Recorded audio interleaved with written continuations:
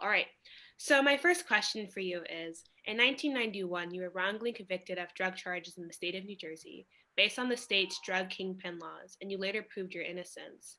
What has been your experience with seeing your journey to freedom being turned into a television show? It's been an incredible experience. The growth since the show has been exponential. I mean, I've seen a huge growth in my practice. Obviously, now I'm running for mayor of New York City, I am continuing to rise, and a lot of that is a part of the show for life and the way in which it increased my platform. So it's been great.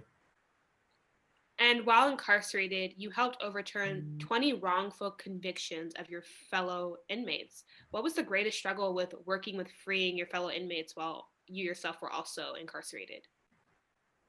The greatest struggle was overcoming the reality that when you're when you're already in prison, it's 1,000 times harder to get out, and judges have the ability to deny your requests without even hearing it, and you don't even know because they're doing it in a back room, not in an open court. And so the greatest challenge I think was when I literally had to create new law, and I couldn't even use it in my case. I had to use it in another prisoner's case, make the new law, and then use it in my case to get my life sentence reversed. And so that was probably my hardest challenge because I had to create something that actually wasn't there when I was pursuing it. And one of the greatest challenges for the wrongfully accused and ultimately incarcerated is that many people don't understand the system and also the legal language. How can people working to change sort of the systemic issues with the justice system make language more accessible to people who need it the most?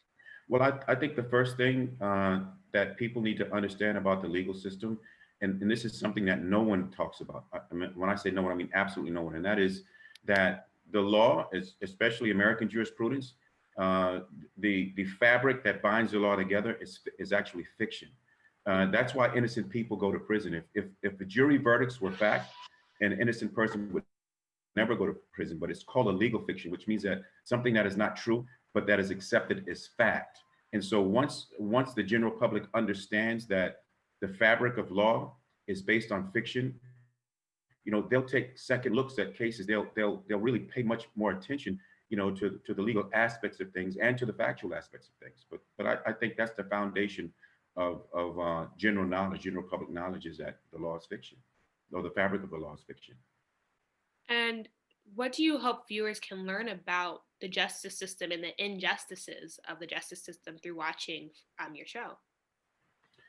That it has to be taken individually not only on a case by case basis, but on a person by person basis, because most of the injustices, and I shouldn't even say most of it, all of the injustice that occurs in the system, it occurs because of people.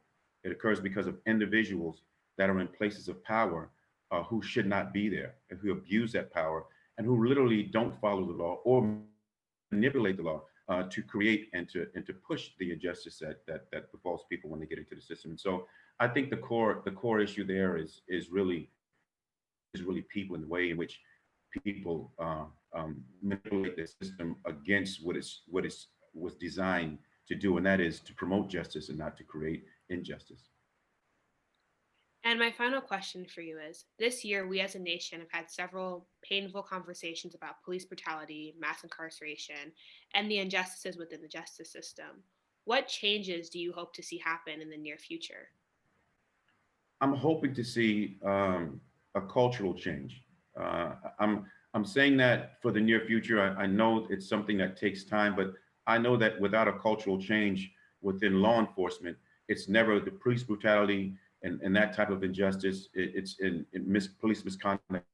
It's never ever going to change. Misconduct and brutality is a cultural phenomenon across all law enforcement, and it's something that's materialized over decades.